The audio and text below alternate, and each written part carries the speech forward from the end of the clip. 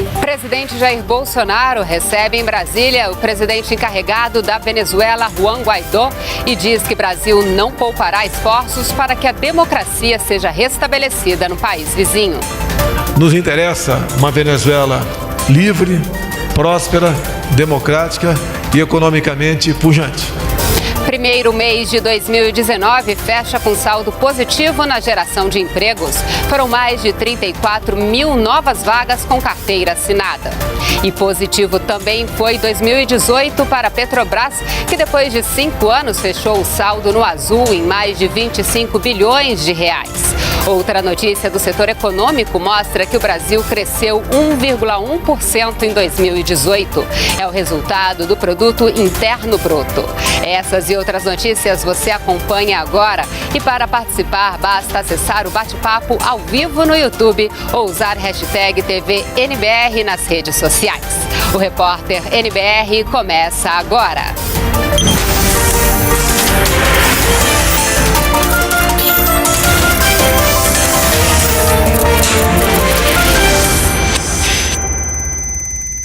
Olá, boa noite. Acompanhe com a gente as notícias do governo federal desta quinta-feira, 28 de fevereiro. Juan Guaidó, presidente encarregado da Venezuela, esteve hoje no Palácio do Planalto com o presidente Jair Bolsonaro para discutir a crise no país vizinho. Guaidó agradeceu ao Brasil pela ajuda humanitária e por interceder a favor da democracia e da liberdade na Venezuela.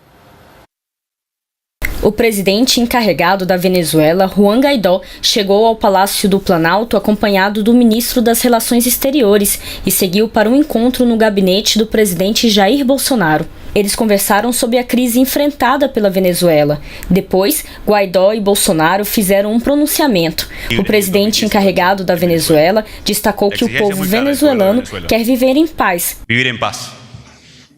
Encontrar alimento. Trabalho, não caminhar por la fronteira. Com comida e trabalho, sem a necessidade de caminhar pela fronteira. Presidente, muitíssimas gracias. Guaidó também agradeceu ao Brasil pela ajuda humanitária, por interceder a favor da democracia e da liberdade e entender que uma região forte também gera uma economia forte. O presidente Jair Bolsonaro discursou e lembrou que estava em Davos quando Guaidó se autoproclamou presidente venezuelano e que logo Estados Unidos, Brasil e Colômbia passaram a apoiar o novo líder. O presidente Bolsonaro disse também que o Brasil apoia as decisões do Grupo de Lima, que se reuniu nesta semana na Colômbia e discutiu a questão da Venezuela, e que o país apoia a busca por democracia e liberdade. Nós não pouparemos esforços dentro, obviamente, da legalidade, da nossa Constituição e de nossas tradições para que a democracia seja restabelecida na Venezuela. E todos nós sabemos que isso só será possível através não apenas de eleições, mas eleições limpas e confiáveis. Sabemos, um segundo tempo, que teu país enfrentará a recuperação econômica. Você pode contar conosco no que for possível também, apesar dos problemas que enfrentamos aqui. Nos interessa uma Venezuela livre, próspera, democrática e economicamente pujante. Juan Guaidó é o presidente da Assembleia Nacional Venezuelana. Em janeiro deste ano, ele se autodeclarou presidente do país em oposição ao regime de Nicolás Maduro. Brasil, Estados Unidos, países da União Europeia e também da América Latina apoiam Guaidó como presidente da Venezuela e não reconhecem a legitimidade do governo de Maduro. Janeiro registra mais de 34 mil novas vagas formais no mercado de trabalho. Os dados são do Cadastro Geral de Empregados e Desempregados do Ministério da Economia. O emprego formal no Brasil fechou janeiro com saldo positivo de mais de 34 mil postos de trabalho. Foi o segundo melhor saldo do mês desde 2013. As informações são do Cadastro Geral de Empregados e Desempregados. A gente espera a retomada do crescimento da economia ao longo do ano e que isso possa se materializar em mais postos gerados e a diminuição da taxa de desemprego do país. Houve saldo positivo na abertura de vagas em 5 dos 8 setores da economia. O maior número de empregos criados foi no setor de serviços e indústria de transformação. O secretário de Trabalho do Ministério da Economia ressaltou que a aprovação da nova Previdência é fundamental para a retomada da economia nos próximos anos. Com a aprovação da reforma, seguramente o Brasil começará a entrar nos trilhos para um crescimento mais robusto, mais sólido e, mais uma vez, com a absorção das pessoas que hoje em dia estão desempregadas. Esse é o objetivo final. Em 2018, o PIB brasileiro, que é a soma de toda a riqueza que o país produz, cresceu 1,1% e fechou o ano em 6 trilhões e 800 bilhões de reais. O setor de serviços foi um dos destaques. A crise econômica não afetou o sonho de Gustavo de ser dono do próprio negócio. Mesmo com todas as dificuldades, ele apostou no país e no ano passado abriu um bar de cerveja artesanal e churrasco em São Paulo. Com um investimento de R$1,5 milhão, ele conta que o retorno esperado do empreendimento deve ser sentido por ele e os outros 2 sócios num prazo de 2 anos. Mas o negócio gerou empregos e fez a economia girar. O que a gente percebe é um mercado um pouco mais otimista esse ano. O segmento está aquecido, então a gente tem uma expectativa boa de um futuro de médio prazo, digamos assim. Ao contrário de 2017, quando a agropecuária foi responsável por fazer a economia do Brasil crescer, em 2018, quem fez o PIB, a soma de todas as riquezas produzidas pelo país, aumentar foi o setor de serviços. Pelo 8º trimestre consecutivo, a economia do Brasil cresceu. No ano passado, teve a ver com a indústria, que apresentou o primeiro ano de crescimento depois de 4 anos seguidos de queda, e nos serviços. A agropecuária tinha crescido 12,5% em 2017, com aquela safra recorde que a gente teve, e ficou estabilizado praticamente em 2018. No total, o setor de serviços, que inclui o comércio, subiu 1,3%. A indústria teve a primeira alta depois de 4 anos de queda e fechou com 0,6%. Já a agropecuária permaneceu praticamente estável, com 0,1%. O PIB per capita, ou seja, por habitante, teve alta de 0,3% em termos reais, descontada a inflação, alcançando R$ 32.747. Segundo o IBGE, a recuperação ainda não foi suficiente para recolocar a economia brasileira no mesmo patamar do período pré-crise econômica. Mas para esse professor de economia, a expectativa é positiva. Podemos ser otimistas, tudo indica que nós teremos a continuidade do crescimento, até a aceleração do crescimento relativamente ao registrado nos últimos 2 anos, se pensa algo de 2 a 2,5%. Agora, tudo isso depende também, ou está condicionado ao andamento das reformas, principalmente a reforma da Previdência. Roberto Campos Neto é o novo presidente do Banco Central. A cerimônia de posse foi hoje. Mais informações com a repórter Luana Karen. A cerimônia de posse do novo presidente do Banco Central, Roberto Campos Neto, foi aqui no Palácio do Planalto, com a presença do presidente Jair Bolsonaro. Na última terça-feira, o nome de Campos Neto foi aprovado pelo Senado Federal, uma exigência para que o economista pudesse assumir o comando do Banco Central. Durante a sabatina, ele defendeu a autonomia da instituição para dar tranquilidade ao mercado. O novo presidente reconheceu ainda a importância de iniciativas que beneficiem os bons pagadores, como a criação do cadastro positivo. Roberto Campos Neto é formado em economia pela Universidade da Califórnia, em Los Angeles, nos Estados Unidos. Na década de 1990, Campos Neto trabalhou no Banco Bozano Simonsi. Já nos últimos 18 anos, o economista atuou no Banco Santander. De Brasília, Luana Karen. A Petrobras encerrou 2018 com um lucro líquido de quase 26 bilhões de reais. É a interrupção de 4 anos seguidos de prejuízo.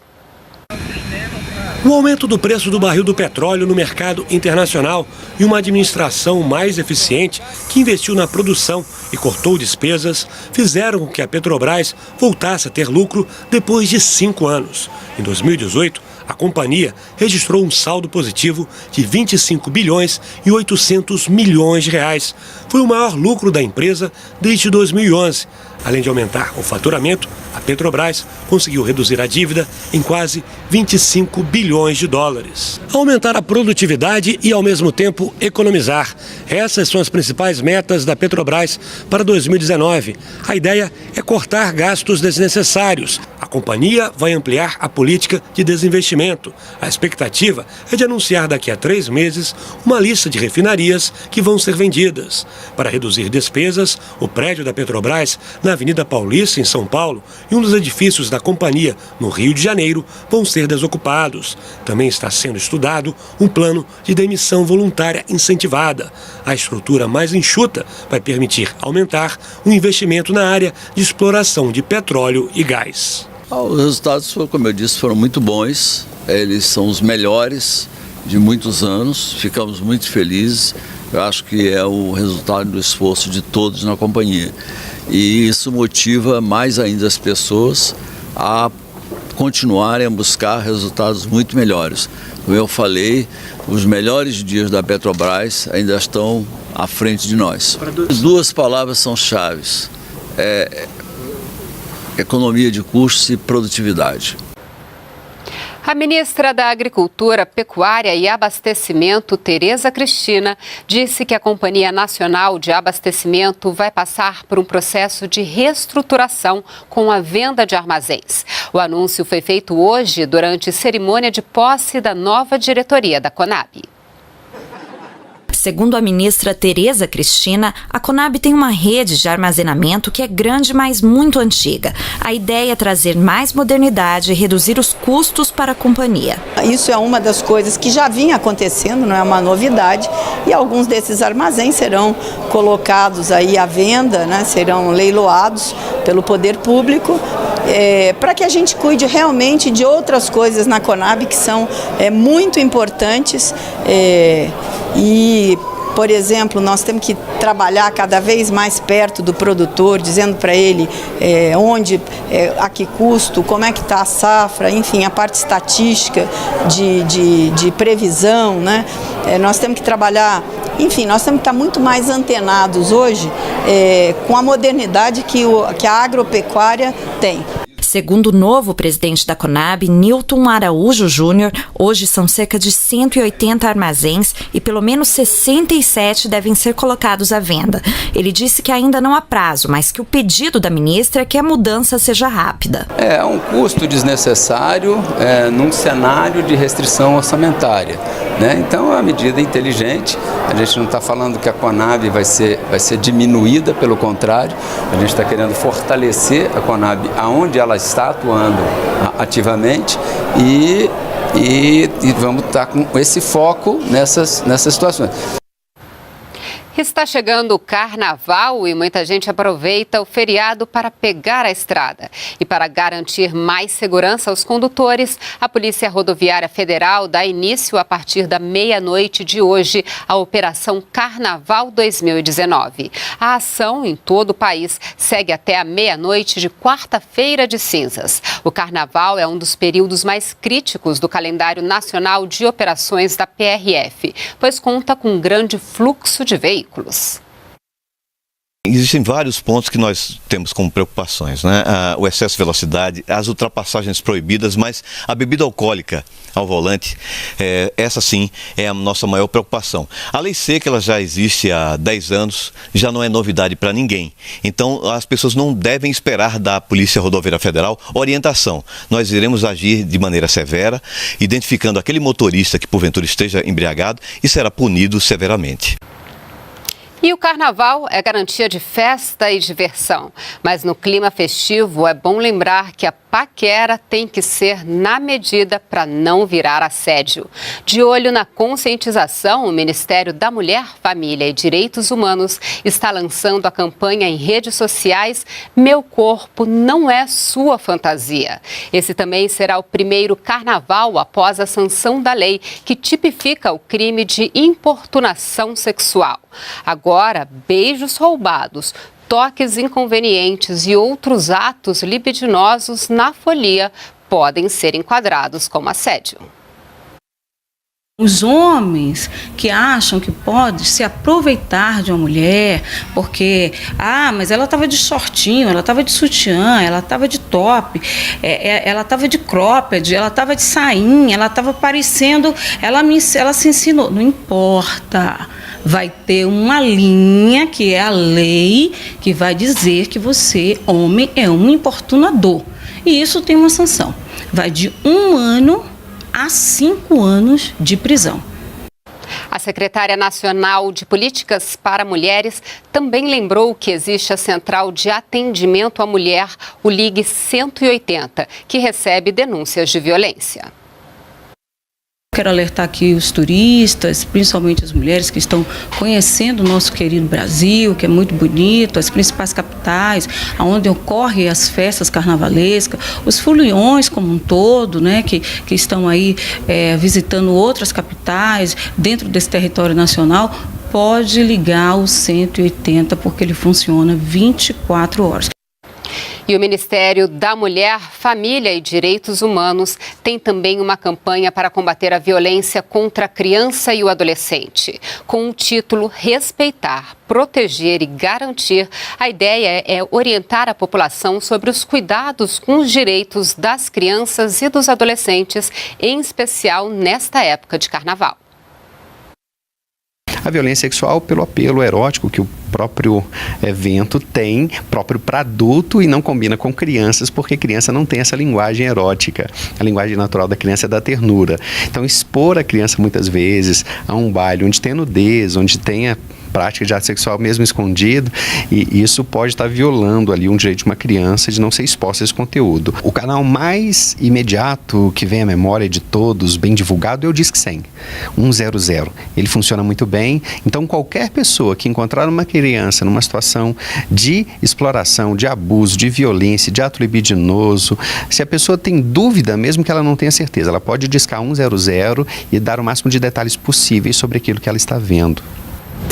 Nós ficamos por aqui. Toda a nossa programação você acompanha ao vivo pelo site da NBR e pelo canal no YouTube. Acesse também o nosso perfil no Twitter e você pode ainda mandar sugestões de reportagens e dúvidas sobre programas e ações do governo federal para o nosso WhatsApp.